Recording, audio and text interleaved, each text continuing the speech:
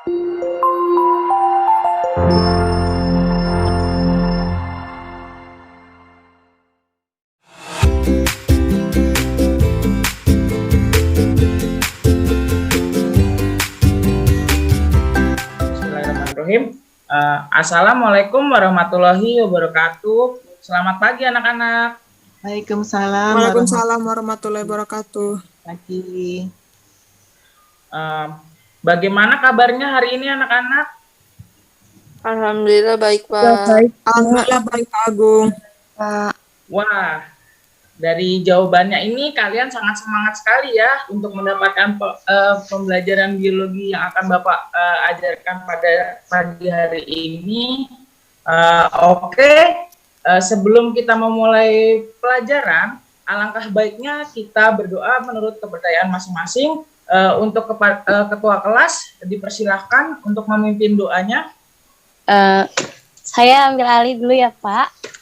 Baik teman-teman, sebelum kita mulai pembelajaran pada hari ini, alangkah baiknya kita berdoa terlebih dahulu menurut agama dan kepercayaan masing-masing. Berdoa dimulai.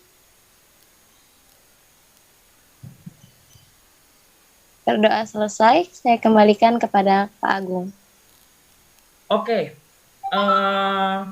Pada hari ini, apakah ada yang ada yang tidak hadir, Ica, atau hadir semua?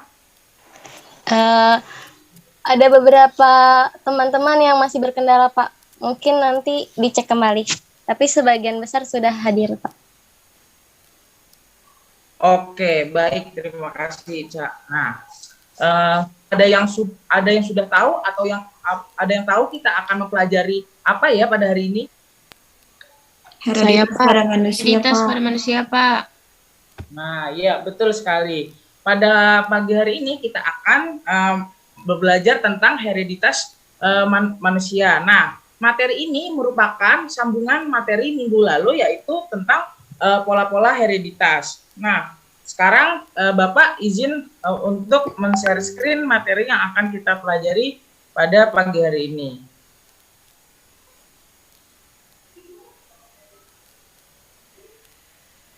Apakah sudah terlihat? Sudah. Sudah, Pak. Tidak, Pak. Nah, sebelum kita belajar, di sini Bapak ingin menyampaikan tujuan dan kompetisi dasar dari hereditas manusia ini. Nah, di mana kompetisi dasarnya itu ada menganalisis hereditas pada manusia melalui studi literatur, pengamatan, percobaan, dan simulasi. Kemudian untuk tujuan pembelajarannya itu memahami penentuan jenis kelamin pada manusia, lalu juga mengetahui dan menganalisis penyakit bersifat menurun, baik yang terpaut kromosom, gonosom, dan autosomal. Dan yang ketiga yaitu menganalisis penentuan golongan darah berdasarkan sistem golongan darah A, B, dan O, serta golongan darah berdasarkan resus, dan golongan darah MN. Nah, sebelum belajar lebih jauh lagi, Bapak ingin bertanya, di sini ada yang tahu apa itu hereditas pada manusia? Setahu saya, hereditas adalah suatu proses penurunan sifat dari induk atau orang tua kepada keturunannya dengan melalui gen, Pak. Oke, baik. Terima kasih, Penny. Mungkin di sini ada yang ingin menyampaikan pendapatnya lagi? Saya izin menyampaikan pendapat, Pak. Ya, silakan. Jadi menurut saya hereditas merupakan penurunan sifat dari orang tua berupa bentuk atau struktur tubuh dari makhluk hidup sehingga antara induk dan dengan keturunannya memiliki kemiripan, Pak. Ya, betul sekali ya teman-teman, anak-anak yang disampaikan oleh Feni dan Ica. Jadi hereditas pada manusia ini merupakan penurunan sifat baik dari genotip dan fenotip yang bersifat dominan ataupun resesif dari induk atau orang tuanya kepada keturunannya sehingga memiliki kesamaan atau kemiripan. Nah, berikutnya kita langsung masuk ke materi yang pertama, yaitu penentuan jenis kelamin berdasarkan kromosom seks gonosom. Nah, penentuan kelamin berdasarkan gonosom yang pertama ini ada kromosom seks gonosom yang berfungsi untuk menentukan jenis kelamin. Nah, kromosom seks pada manusia ini berjumlah satu pasang atau dua buah. Simbol kromosom seks ini pada laki-laki yaitu X dengan Y, sedangkan pada perempuan yaitu XX.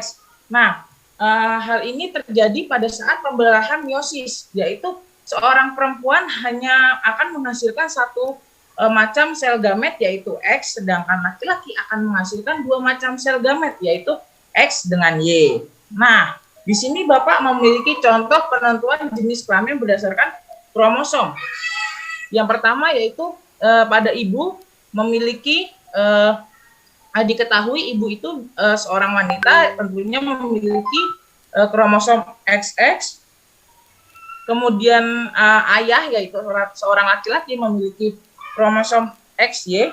Jadi ketika ibu ini tentunya akan memiliki gamet X dan X, sementara ayah akan memiliki gamet X dan Y. Kemudian mereka akan berasortasi dan akan menghasilkan di sini keturunannya yaitu satu anak perempuan dan satu anak laki-laki. Nah,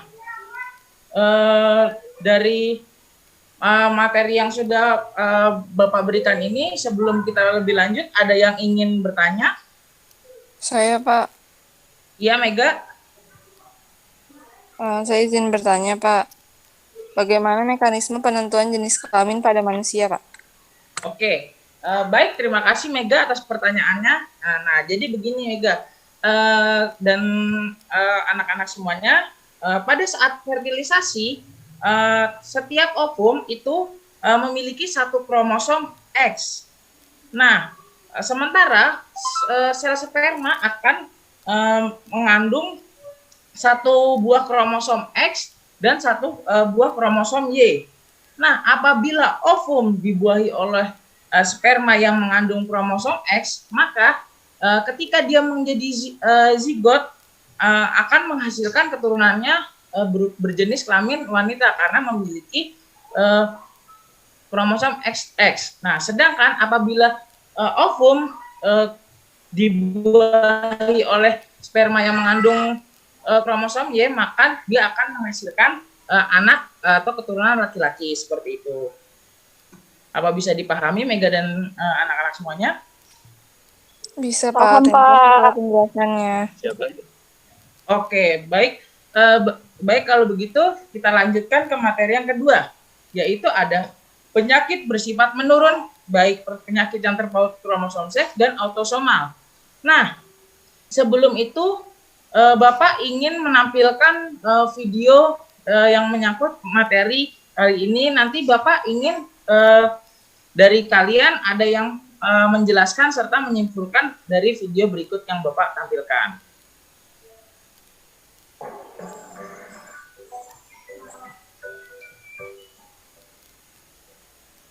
This girl has 6 fingers on her left hand. She has a condition called polydactyly, which causes extra fingers or toes. Her father and grandmother, as well as some of her cousins, also have the condition. This should give you a clue about how she came to have it. The idea is, well, polydactyly is an example of a genetic disorder, which is inherited. You inherit genes from your parents, and you have 2 copies of each gene, one from your mother and one from your father. Genes come in different forms called alleles. Alleles may be recessive or dominant. So going back to polydactyly, polydactyly is caused by a dominant allele, shown as a capital P. You only have to have one copy of this allele to have the condition. So in an example, the father has a copy of this allele, but the mother does not. We can show this using a genetic diagram. Offspring with one dominant allele, big P, and one recessive allele, little p, will also have a condition, whereas these offspring won't have a condition. Can you see what their genotype must be? Little p, little p. so 2 copies of the recessive allele. Another example of an inherited disorder is cystic fibrosis. If you want to discover more about cystic fibrosis, how it affects the body, then watch this video. Cystic fibrosis is inherited in a different way to polydactyly. Take a look at this genetic diagram and see if you can figure out how it's different. To have cystic fibrosis, you have to inherit 2 recessive alleles. The parents in the diagram are both carrying the recessive allele, little f. They do not have the disorder themselves, but they could both pass the recessive genes to their children.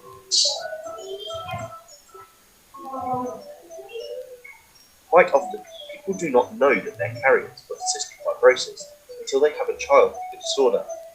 This can be very upsetting, and it is a serious condition. Parents are aiming to make sure they do not have another child with the disorder using embryo screening. Let's finish off with a little discussion about what embryo screening is. Embryo screening can be used to ensure embryos do not suffer from inherited genetic disorders. To do this, the parents would use in vitro fertilization, which is also known as IVF. IVF is where eggs and sperm are mixed in a dish in a lab outside the body. Each fertilized egg would be left to grow until it reaches a few cells big, and then 1 cell from each embryo is removed and its genes tested to see if it has a genetic disorder. Only unaffected embryos, maximum of 2, would be placed back into the mother's uterus to grow, hopefully develop into a healthy baby. There are many issues surrounding embryo screening. One ethical issue is that with unused embryos, potential lines are destroyed. Also, there are social concerns. IVF is not always successful, and this can be upsetting for parents and their family. Finally, there are also economic issues because IVF is an expensive process. So there we have a few examples of inherited genetic disorders. These are inherited from your parents, resulting from certain alleles your parents have the carriers of. Sometimes genetic disorders are caused by dominant alleles, like polydactyly, so it can be inherited from one parent. And others are caused by recessive alleles, like cystic fibrosis, so both parents need to carry the allele. If you liked the video, give it a thumbs up and don't forget to subscribe. Comment below if you have any questions. Oke, baik. Nah, kalian sudah menyimak video yang sudah Bapak tampilkan. Nah, dari kalian ada yang ingin menjelaskan apa yang sudah kalian tonton tentang video tadi? Saya Pak. Ya, baik Mega. Ya, dari video tersebut kita dapat mengetahui contoh kelainan genetik yang diturunkan dari orang tua kepada anaknya adalah polidaktili dan cystic fibrosis.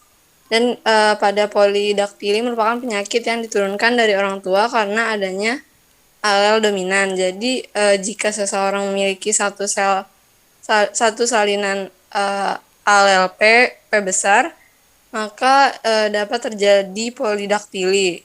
Kemudian pada video tersebut ayah memiliki salinan alel namun tidak pada ibu, maka keturunannya dapat terkena polidaktili karena adanya satu alel dominan P besar. Sementara pada cystic fibrosis dapat terjadi apabila orang tua menurunkan 2 alel yang bersifat resesif. Oke, baik. Baik, terima kasih Mega. Nah, mungkin kalian akan lebih memahami pada bagian berikut. Nah, di sini kita akan membahas tentang penyakit bersifat menurun. Nah, di mana penyakit ini ada yang terpaut kromosom seks dan ada yang terpaut kromosom autosom. Nah, di mana pada penyakit bersifat terpaut kromosom seks ada yang terpaut kromosom X, yaitu contohnya buta warna dan hemofilia. Nah, sedangkan pada terpaut kromosom Y, contohnya itu ada hypertrikosis. Nah, sementara pada penyakit menurun terpaut kromosom autosom, yaitu ada contohnya tadi yang sudah disebutkan Mega, polidaktili, dan ada brakidaktili. Nah, sekarang Bapak ingin tanya, apa yang kalian lihat dari gambar di samping ini? Ada yang mungkin bisa menjawab? Angka 5, Pak. Wah, ya betul sekali. Nah, jadi alat tadi itu merupakan alat tes buta warna. Nah, di sini kita akan membahas buta warna. Pertama, buta warna ini merupakan keadaan di mana seseorang mengalami kelemahan atau penurunan kemampuan untuk membedakan antara warna-warna tertentu yang seharusnya dapat dibedakan oleh orang normal dengan penglihatan yang normal. Nah, buta warna ini merupakan kelainan yang disebut dengan sex linked, karena kelainan ini dibawa oleh kromosom X. Nah, maka dari itu sejatinya seorang wanita secara genetik hanya sebagai carrier buta warna yang diturunkan kepada anak laki-lakinya. Nah, di sini Bapak mempunyai gambar di mana mengidap deuteranopia atau di mana buta warna yang ditandai dengan ketidakmampuan mata untuk melihat warna hijau, kemudian spektrum warna merah dan kuning. Nah, sekarang kita lanjut ke penyakit yang kedua dari terpaut kromosom seks, yaitu hemofilia. Mungkin di sini ada yang tahu gambar di samping ini apa atau bisa menjelaskan?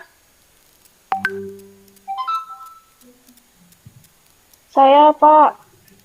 Ya, dipersilakan. Izin menjawab, Pak. Jadi foto tersebut itu foto Ratu Inggris, Pak, Ratu Victoria, di mana silsilah keluarganya itu dia berkait dengan menjadi penyebab munculnya hemofilia. Jadi hal tersebut itu dikarenakan adanya perkawinan sedara atau incest dari keluarga yang kerajaan terlebih dahulu. Jadi beliau memiliki 9 orang anak dan salah satu anak lakinya itu dia Pangeran Leopold yang menderita hemofilia dan 2 anak perempuannya juga menjadi carrier hemofilia. Oke, betul sekali yang dijawab Farah ya.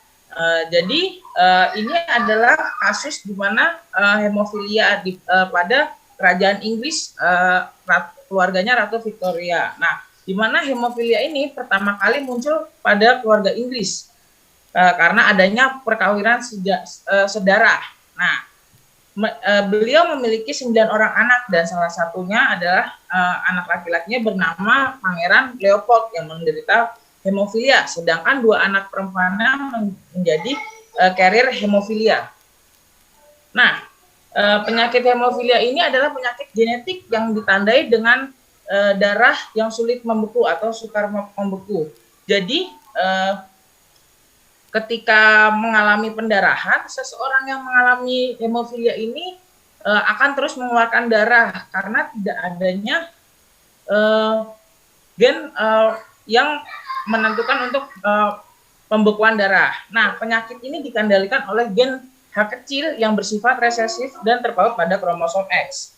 Nah, penderita hemofilia biasanya laki-laki yang bergenotip XH besar Y.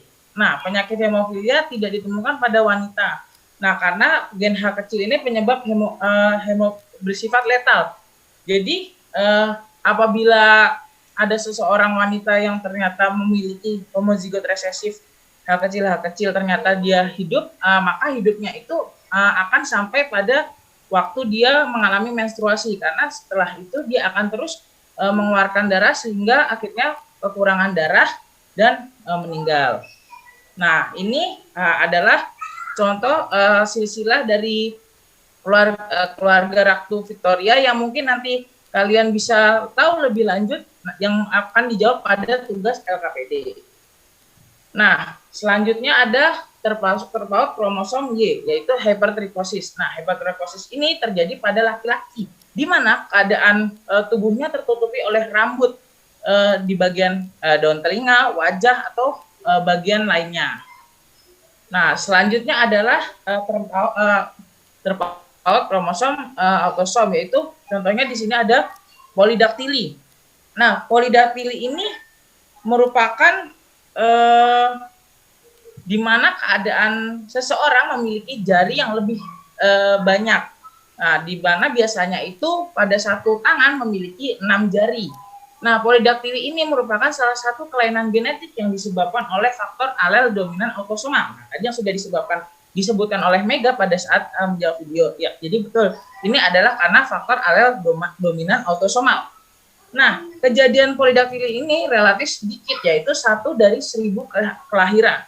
Nah, bentuk tambahan jari ini dapat berupa gumpalan daging, kemudian jaringan yang lunak, atau sebuah jari yang lengkap dengan kuku dan ruas-ruas yang berfungsi normal.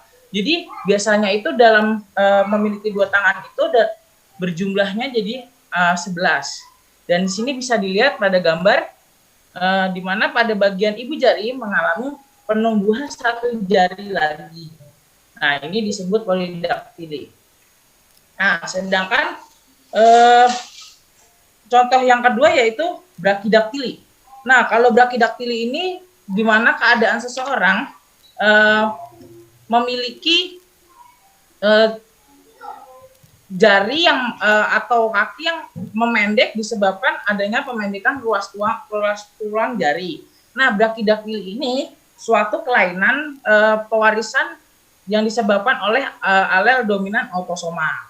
Nah, kelainan ini disebabkan oleh gen dominan B besar jika dalam keadaan homozigot dominan B besar brakidaktili ini bersifat letal atau akan mengalami kematian. Nah, jika dalam heterozigot dalam artian B besar dan B kecil, maka penderita kelainan brakidaktili ini akan mengalami kelainan brakidaktili. Oke, sekarang Bapak ingin membagi kalian dalam 4 kelompok. Nah, satu kelompoknya itu berjumlah 5 orang. Nah, ini merupakan kelompok kalian yang akan berdiskusi beberapa menit untuk menjawab soal yang diberikan. Nah, berikut merupakan soalnya.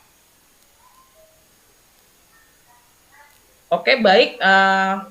Sekarang sudah waktunya sudah habis. Sekarang Bapak ingin dari kelompok 1 yang menjawab, boleh perwakilan kelompok 1 menjawab pertanyaannya. Izin menjawab, Pak. Ya, Ica. Jadi seorang wanita carrier buta warna akan memiliki genotip apa sih nih? XC yang kemudian jika menikah dengan laki-laki normal yang bergenotip XCY, maka pasangan tersebut memiliki kemungkinan anak yaitu 25% perempuan normal, 25% laki-laki normal, 25% perempuan pembawa buta warna atau carrier, dan 25% laki-laki yang buta warna. Jadi masing-masing perbandingannya 25%, Pak. Baik, kita coba lihat ya jawabannya. Ya, jawaban dari kelompok 1 itu benar ya, bahwa XC besar atau XC besar, XC kecil atau perempuan pembawa sifat buta warna menikah dengan laki-laki normal, maka dia akan menghasilkan 25% perempuan normal, kemudian 25% laki-laki normal, 25% perempuan pembawa buta warna atau carrier, dan 25% laki-laki mengidap buta warna. Nah, mungkin kemudian sekarang dari kelompok 2 ada yang ingin menjadi perwakilannya untuk menjawab soal.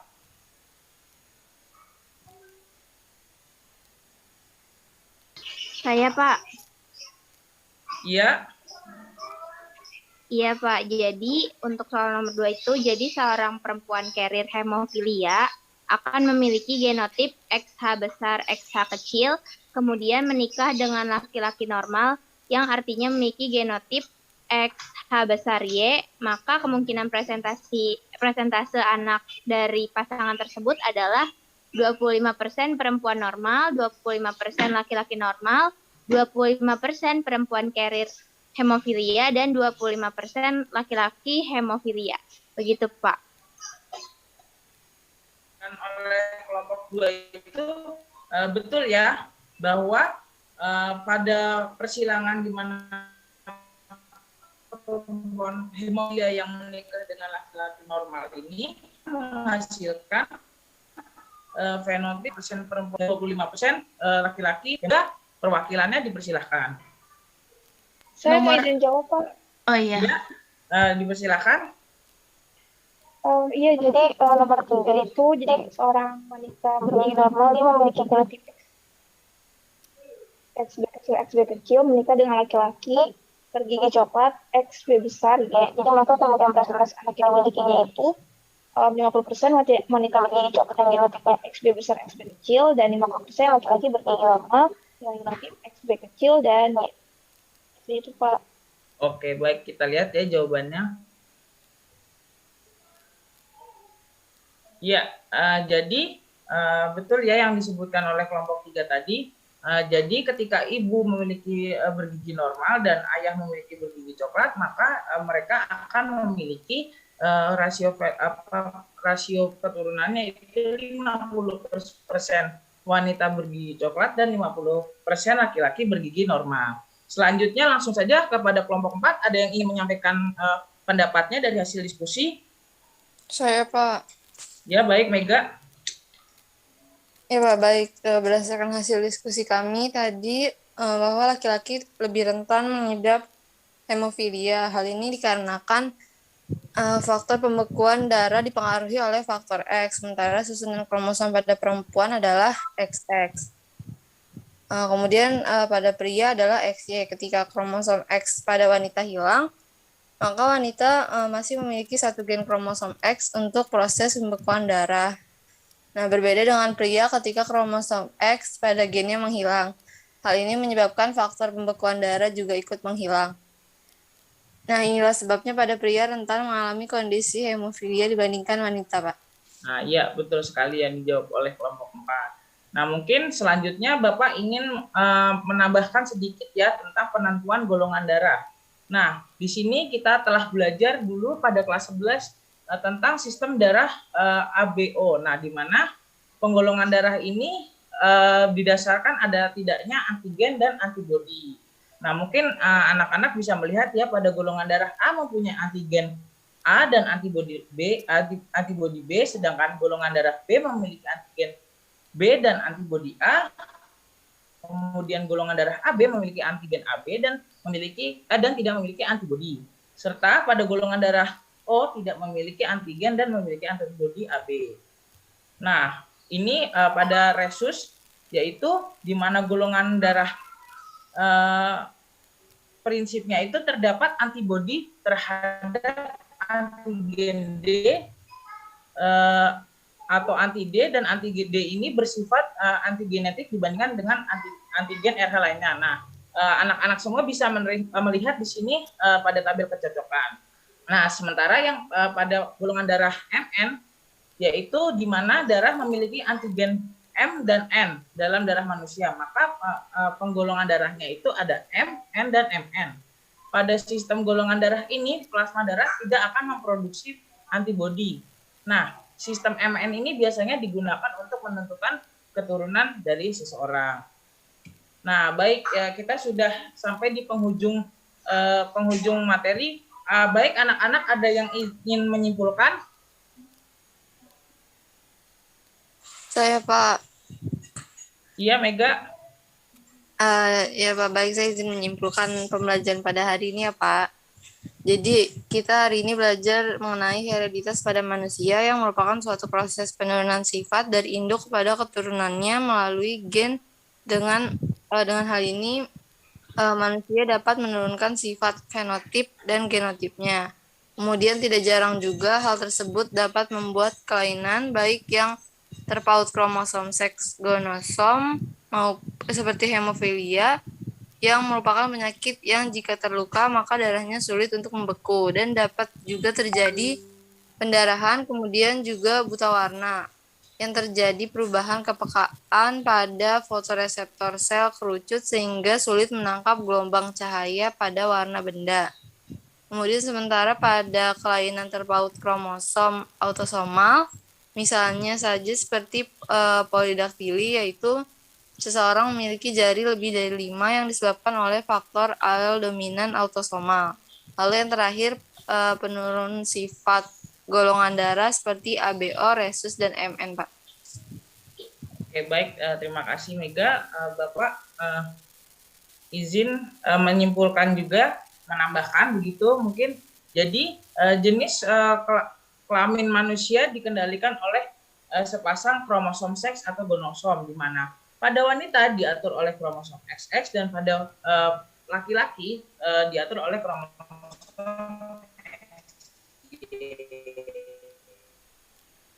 kemudian kelainan atau yang bersifat menurun diturunkan melalui kromosom seks, misalkan terpaut kromosom X dan terpaut penurunan terpaut kromosom X diantaranya yaitu ada brown teeth, kemudian ada buta warna, hemofilia, dan anodontia. Nah, contoh kelainan penyakit pada kromosom terpaut kromosom Y yaitu ada penyakit yang diturunkan melalui kromosom autosom, misalnya brachydactyly, polydactyly, Huntington, dan Robalo. Nah, golongan darah ini, kemudian golongan darah terdapat beberapa sistem, yaitu ada AB dan O, kemudian rhesus dan sifat MN yang bersifat menurun. Nah, jadi ini merupakan daftar pustaka yang Bapak gunakan untuk pembawaan materi pada pagi hari ini. Mungkin untuk penutup, Bapak ingin menyampaikan tugas LKPD yang mungkin kalian bisa kerjakan dan dikumpulkan minggu depan. Nah, LKPD ini bersifat pengerjaannya mandiri ya. Nah, mungkin mungkin hanya itu yang bisa Bapak sampaikan. Untuk menutup, kita tutup dengan doa. Nah, berdoa menurut kepercayaan masing-masing, berdoa dimulai. Berdoa selesai. Nah, jangan lupa untuk tetap semangat, tetap jaga dan sayangi orang tua di rumah. Assalamualaikum warahmatullahi wabarakatuh.